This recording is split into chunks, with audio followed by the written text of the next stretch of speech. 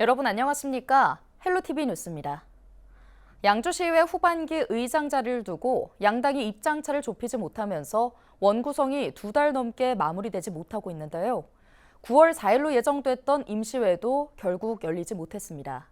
그런데 취재해보니 양당 원내대표가 지난 2달간 사태 해결을 위해 만난 횟수가 단 한 번뿐이었던 것으로 확인됐습니다. 적극적으로 논의하고 협상을 진행했어야 할 시간에 소극적으로 대응했다는 비판이 잇따르고 있습니다. 보도에 김신혜 기자입니다. 예정됐던 양주시의회 9월 임시회는 열리지 않았습니다. 첫 안건이 의장단 선출인데 양당이 3개월째 의장 자리를 두고 강대강 대치를 이어가고 있기 때문입니다. 전반기 의장을 국민의힘이, 후반기 의장을 더불어민주당이 맡기로 약속한 합의가 지켜지지 않은 데서 시작된 갈등. 이번 임시회 전 양당 원내대표가 기자와의 통화에서 밝힌 입장은 팽팽했습니다. 더불어민주당 최수연 의원은 이미 전반기 때 국민의힘에 모든 양보를 했고 정당하게 몫을 이행하겠다는 건데 어떤 양보를 더 해야 하는지 그 자체가 합리적이지 않다고 말했습니다. 국민의힘 정현호 의원은 고소고발 등으로 신뢰가 깨졌으니 각자 후보를 내고 투표하자는 거였다면서 현재는 민주당이 의장 후보를 바꾸고 고소고발 3건을 취하할 것을 제안한 상태라고 했습니다. 앞서 지난 6월 더불어민주당이 의원총회를 거쳐 최수연 의원을 후반기 의장 후보로 냈는데 국민의힘은 최 의원에 타협하지 않는 성격 등이 의장으로 적합하지 않다고 주장하고 있습니다. 또 민주당에서 지난해 강수현 양주시장이 해외 연수를 앞둔 시의원들에게 $100를 준 것 등을 문제 삼아 고소고발한 것을 취하해달라고 요구하는 겁니다. 하지만 최 의원은 자신은 총회를 거쳐 후보로 선출됐고 고소고발은 이 사안과 별개라는 입장입니다.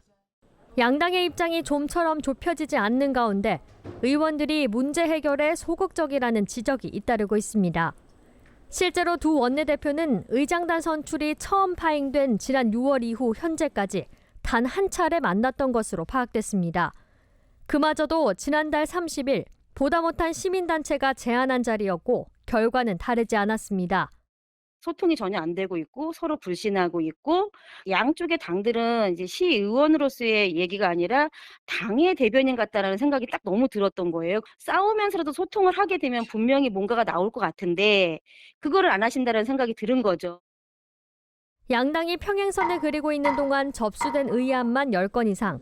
당장 다음 달 회기에서는 추경심사와 시정질문이 예정돼 있습니다. 의회가 언제쯤 정상화될 수 있을지 알 수 없는 가운데 시민들의 실망감과 피로감만 쌓이고 있습니다. 헬로티비 뉴스 김신혜입니다. 박양희 연천군의원이 연천군민들의 안전을 위해 대북전단 살포 금지 방안을 마련해야 한다고 주장했습니다. 박 의원은 3일 연천군의회 임시회 본회의에서 5분 자유 발언에 나섰는데요.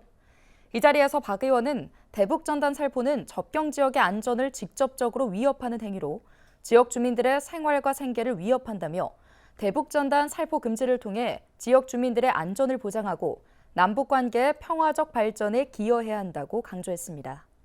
이어 대북전단 살포를 금지하는 조례 제정에 적극 나서야 한다며 연천군 모든 주민들이 평화로운 환경에서 생활할 수 있도록 깊이 있는 논의와 결정이 필요하다고 덧붙였습니다. 연천군이 통합쌀 브랜드명을 매일 첫쌀 연천쌀로 확정했습니다. 앞서 군은 통합쌀 브랜드명 선정을 위한 공모전을 진행했는데요. 공모전에는 지역의 특색과 이미지를 담은 약 500개의 작품이 참여했습니다. 군은 매일 첫쌀 연천쌀 이외에도 연천 오늘 햇살과 연천 찬미를 우수작으로 선정했는데요. 군은 우수작 또한 향후 연천쌀 홍보 활동 시 참고 자료로 활용할 계획입니다.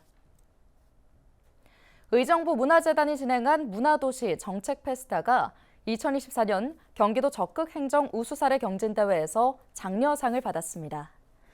문화도시 정책 페스타는 시민들이 정책 구상에 적극적으로 참여할 수 있도록 축제를 접목한 프로그램인데요.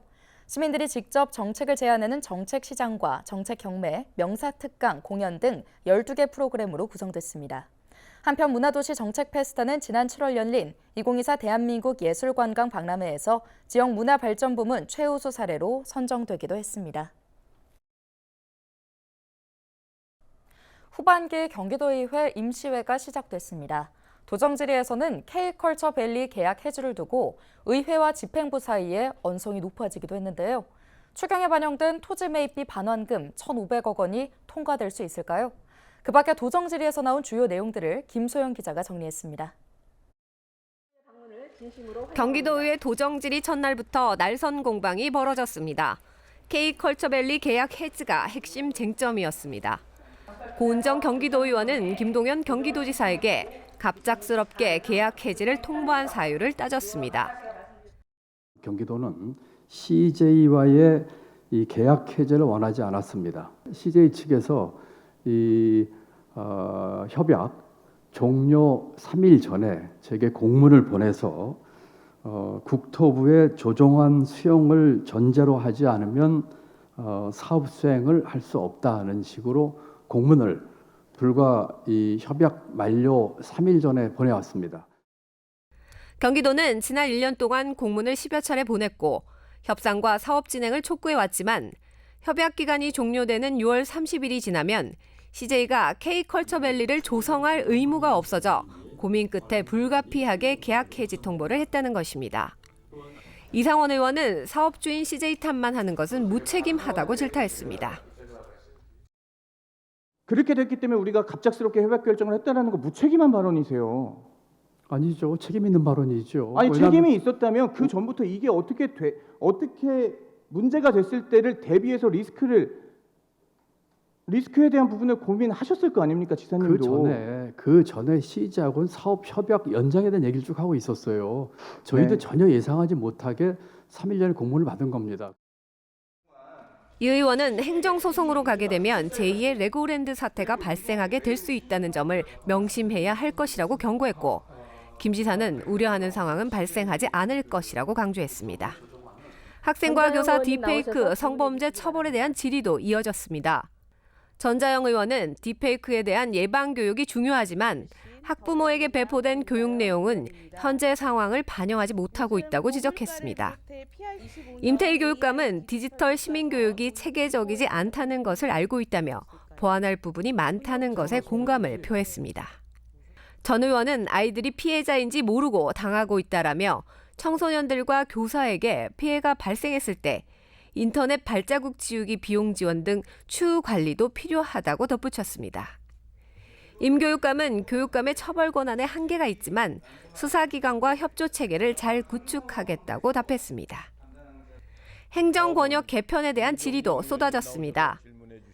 윤종영 의원은 재점화된 김포시 서울편입과 경기북부 지역 재정 악화, 경기북부 특별자치도로 독립했을 때 비수도권 지역 교부세 감소 등 후폭풍에 대한 대안을 물었습니다. 또 경기북부 독립은 정부 답변을 기다리기보다 의회 의결을 하는 것이 지름길이 될 수 있을 것이라고 덧붙였습니다. K컬처밸리와 경기북부 특별자치도 독자 추진이 주요 쟁점이 되고 있는 가운데 경기도의회 임시회는 오는 13일까지 계속됩니다. 헬로티비 뉴스 김소영입니다. 경기도의회가 K컬처밸리 사업에 대한 행정 사무조사를 두고 벌어진 여야 간 대립으로 4일 오후 파행했습니다.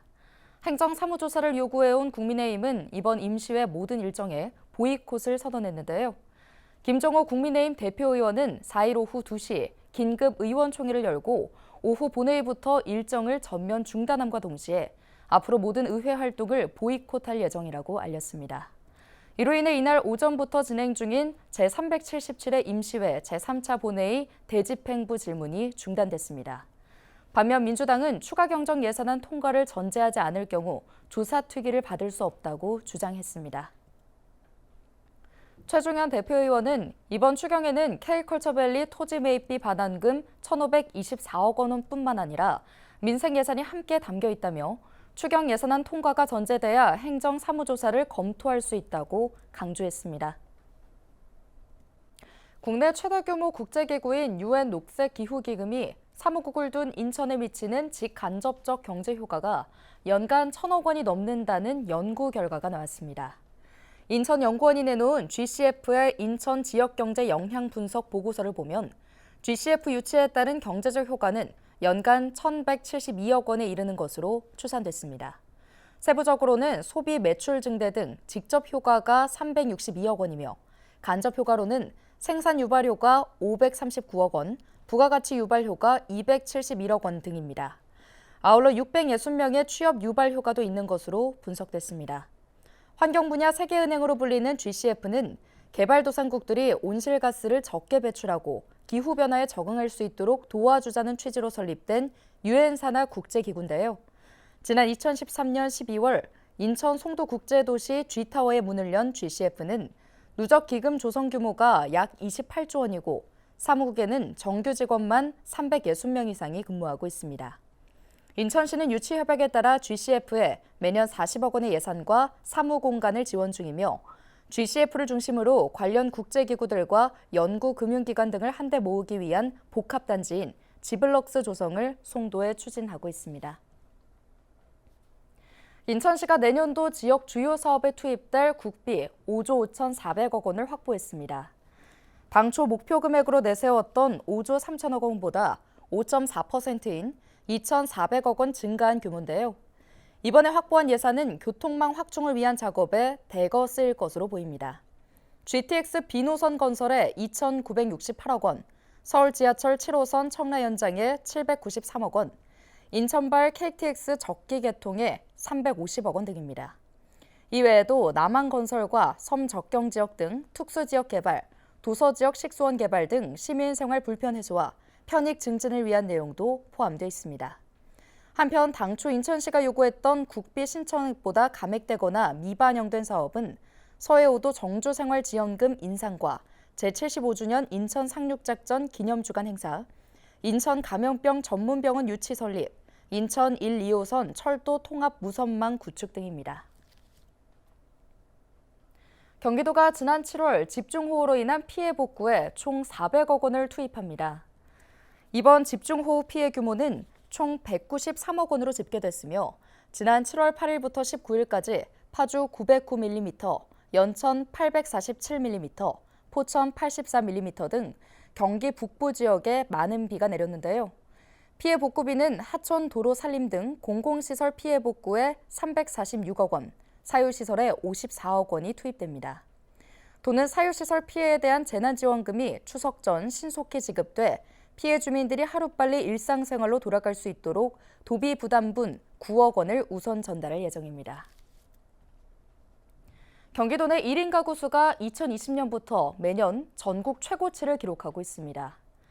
경기도가 4일 발표한 2024 경기도 1인 가구 통계를 살펴보면 2023년 11월 기준 도내 1인 가구 수는 전년 대비 약 8만 가구가 증가한 171만 5천 가구로 집계됐는데요. 이는 도내 전체 가구의 31%를 차지하며 전국 1인 가구의 21%에 해당합니다. 경기도는 늘어나는 1인 가구의 삶의 질 개선을 위해 2024년 경기도 1인 가구 지원 시행 계획을 수립하고 8,807억 원을 투입해 병원 안심 동행과 자유주제 제한, 주거안전 체크리스트 개발 보급, 정책 참여단 운영 등 39개 과제를 추진하고 있습니다. 서울시가 추석을 맞아 전통시장 이용을 위한 할인 행사를 진행합니다. 서울시는 오는 18일까지 60개 전통시장에서 30% 할인 행사를 개최하는데요. 또 일정 금액 이상 구매한 시민에게는 온누리 상품권과 사은품을 증정합니다. 이 밖에 송편 등 음식 나눔 행사와 제기차기, 윷놀이 등 전통놀이 행사도 진행됩니다. 인천시가 추석 연휴를 전후해 의료 공백이 발생하지 않도록 오는 11일부터 25일까지 비상진료체계를 가동합니다. 우선 시는 시내 응급의료기관 21곳과 응급의료시설 4곳에 대해 1대1 전담 책임관을 지정하고 상황관리와 점검에 나설 계획인데요. 의료진을 태우고 서해 5도를 비롯한 의료 취약지에 출동해 위급한 환자들을 이송하는 닥터 헬기도 정상 운영합니다. 시는 또 일반 경증 환자로 인한 응급실 과밀을 해소하기 위해 응급의료기관이 아닌 병의원과 약국을 대상으로 당직 의료기관과 코로나19 발열 클리닉을 지정해 운영할 예정입니다. 오늘 준비한 소식은 여기까지입니다. 함께해 주신 여러분 고맙습니다.